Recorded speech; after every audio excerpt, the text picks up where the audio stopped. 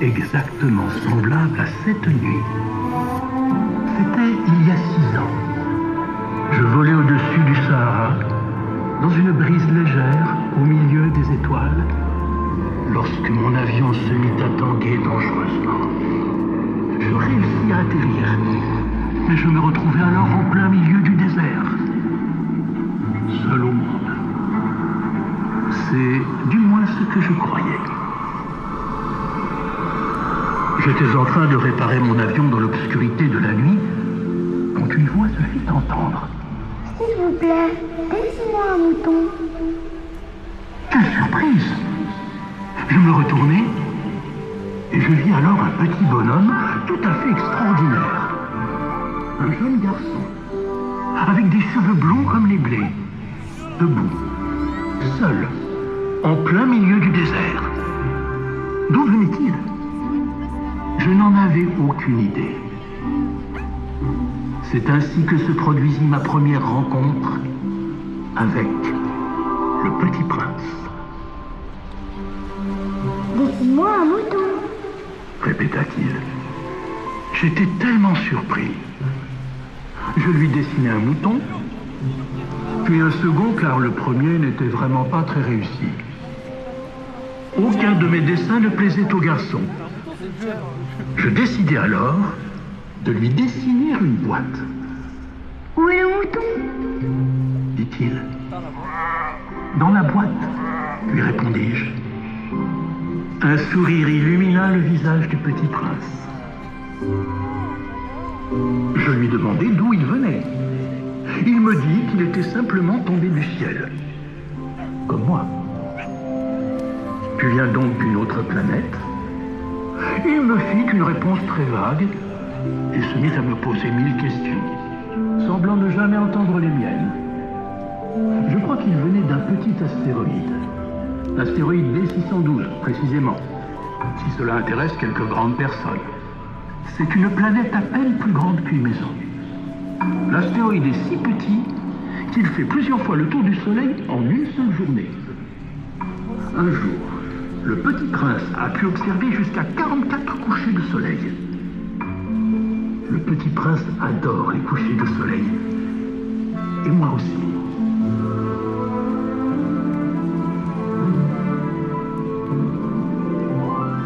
Les jours suivants, j'ai continué à m'occuper de mon avion.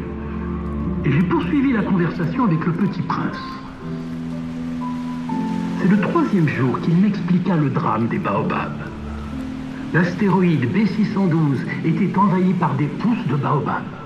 Elles apparaissaient partout, comme des mauvaises herbes.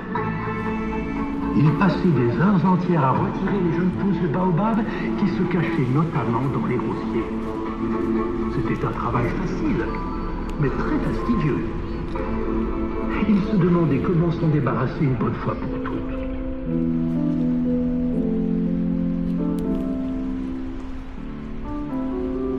Le 5e jour, le Petit Prince me reparla de moutons. Est-ce que les moutons mangent des baobabs? Cette idée l'occupa pendant un jour ou deux. Et il finit par me demander si les moutons mangeaient aussi les rosiers. Je pense que oui, dis-je. Et les épines? Les épines? Oui, les roses ont des épines. À quoi servent-elles? Elle les protège, répondis-je. Mais vous disiez que les moutons mangeaient les rosiers. Alors les épines ne les protègent pas du tout. Il n'avait pas tort. Et je ne sus quoi répondre. Il me dit que sur sa planète, il avait une rose. Et il parut triste à l'idée qu'un mouton puisse manger sa rose.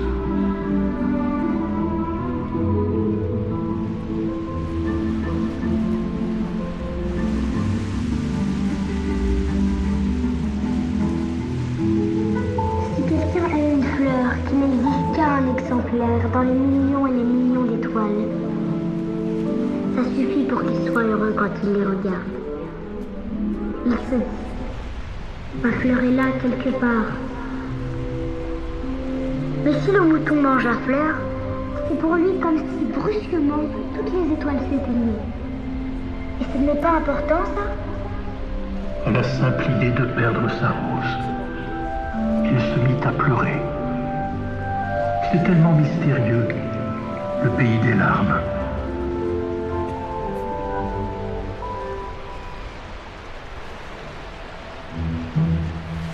J'appris que les fleurs étaient très simples sur la planète du Petit Prince, ornées d'un seul rang de pétales. Elles naissaient et fanaient en l'espace d'une seule journée.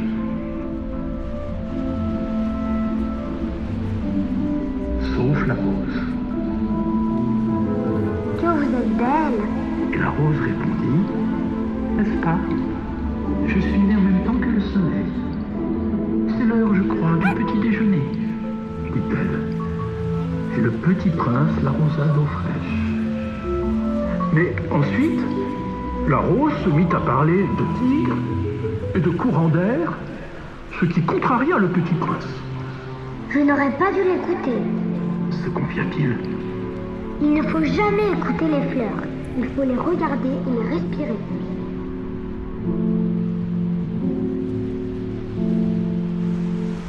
Je fus déconcerté par ces paroles. Mais je suis une grande personne. Et lui, c'est le Petit Prince. Le Petit Prince me raconta comment il quitta son astéroïde. D'abord, il ramena les 2 volcans de sa planète, ceux qu'il utilisait pour réchauffer son petit déjeuner. Il dit aussi au revoir à sa rose. Elle lui demanda pardon d'avoir été si orgueilleuse. Et elle le salua. Ne traîne pas comme ça. Tu as décidé de partir. Va-t'en. Et le Petit Prince quitta sa planète, profitant d'une migration d'oiseaux sauvages. Il visita d'abord les astéroïdes voisins. Il y rencontra un tas de gens, tous plus étranges les uns que les autres. Certains semblaient heureux, d'autres tristes. L'un d'entre eux était roi, un autre à l'humeur de réverbère. Il y avait aussi un businessman, trop occupé à compter les étoiles comme si c'était des pièces d'or. Le dernier était géographe. Il écrivait un livre au sujet des mers, des rivières et des montagnes. Ça, c'est bien intéressant. Enfin, un véritable métier. Dit le Petit Prince. Cette planète était 10 fois plus vaste que celle qu'il avait visitée auparavant. Le Petit Prince demanda au géographe s'il y avait des océans sur sa planète. Comment pourrais-je le savoir? Dit le géographe. Et des villes. Et des rivières. Et des déserts. Aucune idée, dit le géographe. Je ne suis pas un explorateur. Moi, j'écris des livres de géographie. Le Petit Prince trouva cela très triste, d'avoir autant à découvrir autour de soi et de ne pas aller voir le monde par soi-même. Il demanda au géographe s'il pouvait lui recommander un lieu à visiter. La planète Terre, dit le géographe. Elle a bonne réputation.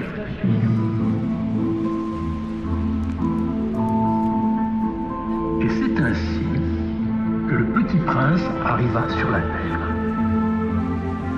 La Terre compte de nombreux rois, des milliers de géographes et des millions de businessmen. Mais quand le Petit Prince arriva sur la Terre, il fut bien surpris de ne voir personne, évidemment. Il avait atterri en plein désert. Et il marcha dans le désert. Et sur le chemin, il rencontra un serpent. Il vit aussi une fleur. Il grimpa en haut d'une montagne et admira un jardin rempli de roses tout identiques à celles qu'il avait chez lui. Auparavant, il se croyait riche d'une fleur exceptionnelle. Il réalisa qu'il ne possédait qu'une rose banale, semblable à des milliers d'autres roses. Il se mit à pleurer. Un jour, un renard apparut. « Bonjour, dit le renard. Viens jouer avec moi. Lui proposa le Petit Prince. Je suis tellement triste. Le renard lui dit que c'était impossible, puisqu'il n'était pas apprivoisé. Le Petit Prince ne comprit pas, et le renard lui expliqua. Cela signifie Créer un lien, dit le renard. Tu n'es encore pour moi qu'un petit garçon. Tout semblable à 100 000 petits garçons. Je ne suis pour toi qu'un renard, semblable à 100 000 renards. Mais si tu m'apprivoises, nous aurons besoin l'un de l'autre. Tu seras pour moi unique au monde. Je serai pour toi unique au monde. Et le petit prince se souvint du lien qui l'unissait à sa rose. Il savait qu'un jour il la reverrait. Lorsqu'ils se quittèrent, le renard révéla un secret au petit prince. On ne voit bien qu'avec le cœur. L'essentiel est invisible pour les yeux. C'est le temps que tu as perdu pour ta rose qui fait ta rose si importante. Oui, Pensa le petit prince. c'est le temps que nous avons passé ensemble qui nous a apprivoisés, toi et moi. Plein de cette pensée, il salua le renard.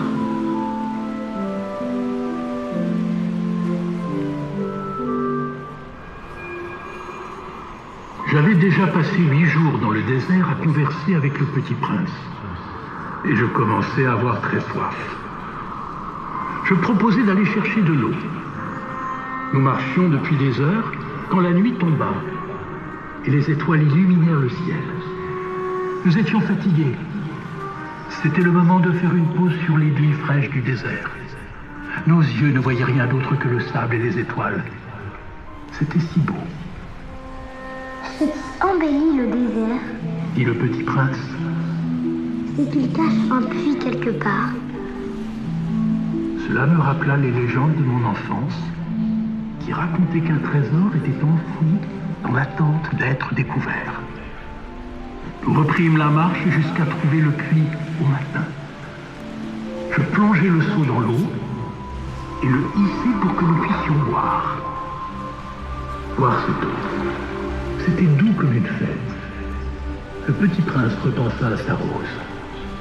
Les hommes de chez toi Et le petit prince, cultivent 5000 roses dans un même jardin. Et ils n'y trouvent pas ce qu'ils cherchent. Et cependant, ce qu'ils cherchent pourrait être trouvé dans une seule rose. Les yeux sont aveugles, il les faut chercher avec le cœur.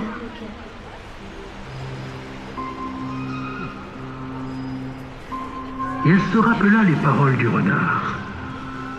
On ne voit bien qu'avec le cœur. L'essentiel est invisible pour les yeux.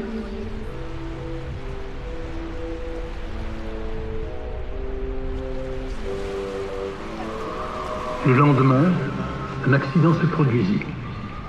Un serpent venimeux mordit le petit prince, qui devint blanc comme neige. Je le pris dans mes bras et me mis à marcher. Bien qu'affaibli, il parlait de rentrer chez lui et de prendre soin de sa rose bien-aimée. Bientôt, je dus m'arrêter. Nous étions fatigués et nous avions besoin de nous reposer. Le petit prince dit: Quand tu regarderas les étoiles, la nuit, puisque j'habiterai dans l'une d'elles, puisque je rirai dans l'une d'elles, alors tu seras pour toi comme si riaient toutes les étoiles. Tes amis seront bien étonnés de te voir rire en regardant le ciel.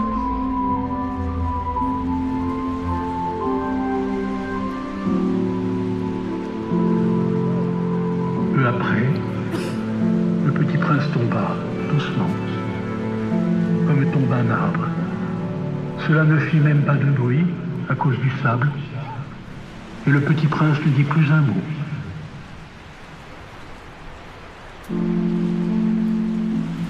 Je réussis finalement à réparer mon avion et à rentrer chez moi. Je n'avais encore jamais raconté cette histoire. Je sais que le petit prince est retourné sur sa planète. Il a emporté avec lui le dessin du mouton dans la boîte que je lui avais fait. Et le mouton mange les baobabs et protège ainsi l'astéroïde B612. Surtout, le petit prince prend soin de sa rose et la garde sous un dôme de verre, la nuit, pour la protéger des courants d'air. Repenser à tout cela me rend heureux. Si vous aimez le petit prince, Je vous en supplie, ne vous pressez pas. Prenez le temps de regarder autour de vous lorsque vous voyagez. Si un enfant vient vers vous, s'il rit, s'il a des cheveux d'or, s'il ne répond pas quand on l'interroge, vous devinerez bien qui il est. Soyez gentil avec lui. Et souvenez-vous, on ne voit bien qu'avec le cœur. L'essentiel est invisible pour les yeux. Et en attendant que cela arrive, profitez de la nuit pour observer le ciel. Si vous tendez l'oreille, vous entendrez peut-être le rire d'une étoile.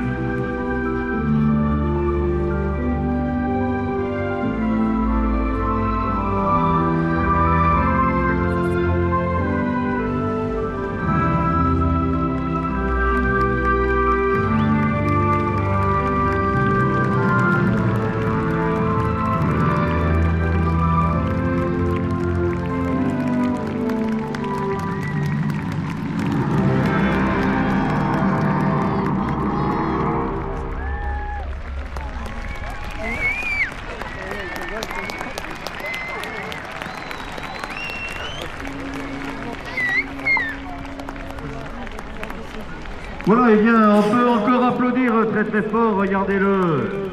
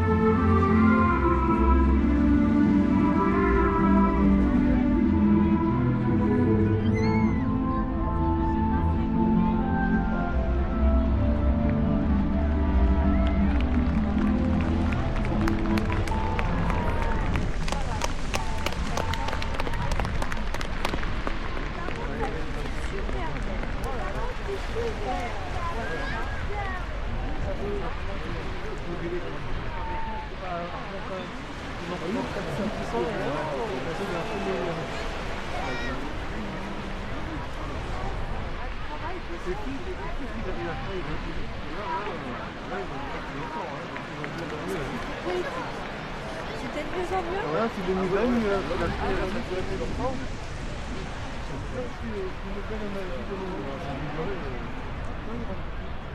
Il rentre en lumière, tout on le voit rentrer.